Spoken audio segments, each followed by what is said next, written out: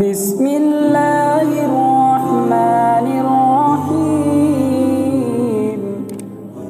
علماء کا پہلے دن سے یہ ماننا ہے کہ جذبات میں آ کر کے کوئی بھی گورنمنٹ عوامی کسی تحریک کا مقابلہ نہیں کر پاتی ہے۔ ہم پہلے سے کہتے رہے ہیں کہ بجائے اس کے یہ کام گفت و شنید سے ہونا چاہیے۔ امریکہ ویتنام میں پھنسا، عوام کے سامنے وہ باوجود ہے کہ صفر طاقت تھا لیکن اس کو ذلیل ہو کر نکلنا پڑا۔ اور اسی طریقے پر افغانستان کی دلدل میں، حالانکہ بہت غریب ملک ہے، پورے ملک کی صفر طاقت روس آ کر کے پھنسا اور تہس نہس ہو کر رہ گیا، ٹکڑے ٹکڑے ہو گیا۔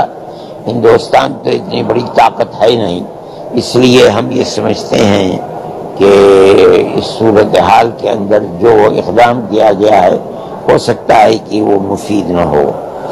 ہم پھر بھی آج بھی یہی سمجھتے ہیں کہ گفت و شنید کے سوا اس طرح کے مسائل میں کوئی کام کرنا ملک کے لیے شاید لابھدائک ہے۔